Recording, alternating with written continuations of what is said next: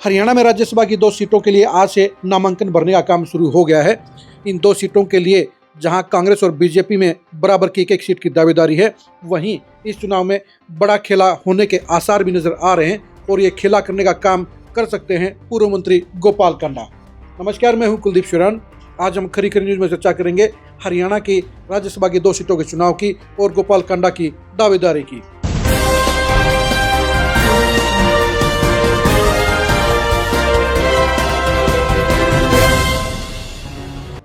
पूर्व मंत्री गोपाल कांडा को हरियाणा की पॉलिटिक्स में एक बड़ा खिलाड़ी माना जाता है। वो अपनी अलग पार्टी बनाकर अपनी अलग इंपोर्टेंस बनाए हुए हैं। वो पहले हुड्डा की सरकार में मंत्री रह चुके हैं, उसके बाद वो बीजेपी के सहयोगी भी रह चुके हैं। उनके भाई गोविंद कांडा बीजेपी के टिकट पर चुनाव लड़ चुके हैं।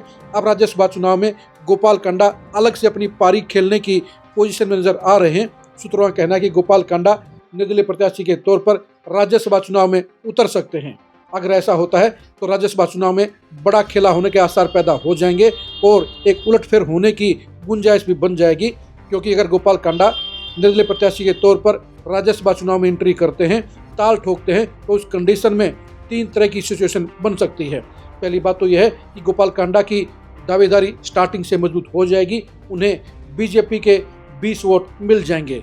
इसके बाद इनेलो के वो 2 वोट जो इम्पोर्टेंट रखते हैं वो भी गोपाल कांडा को आसानी से मिल सकते हैं, क्योंकि गोपाल कांडा का कभी चौटाला परिवार के साथ नज़दीकी रिश्ता रहा है और अभय सिंह चौटाला के साथ वो 2 वोटों के लिए बात कर सकते हैं और बीजेपी और कांग्रेस को हराने के लिए अभय चौटाला अपनी पार्टी के 2 वोट गोपाल कांडा को दिलवाने का फैसला हाँ में ले सकते हैं।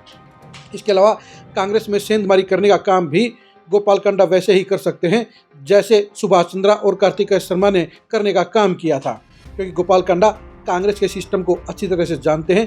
कांग्रेस के काफ़ी विधायकों के साथ उनके नज़दीकी रिश्ते भी हैं।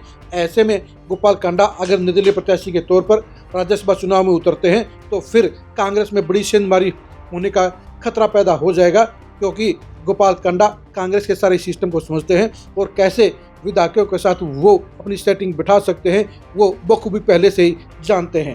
यानी गोपाल कांडा को भी सुभाष चंद्रा और कार्तिकेय शर्मा के तरह अपने लिए राज्यसभा के चुनाव में एंट्री मिलने की गुंजाइश नज़र आ रही है, संभावना नज़र आ रही है। और इसलिए दिल्ली के गलियारों में ये बड़ी चर्चा है कि गोपाल कांडा इंडिपेंडेंट प्रत्याशी के तौर पर राज्यसभा चुनाव में उतरने का ऐलान कर सकते हैं।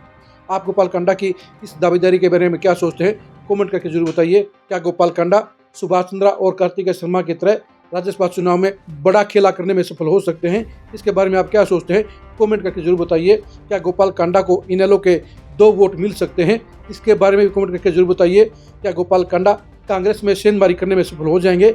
इसके बारे में आप क्या सोचते हैं, वो भी जरूर बताइए।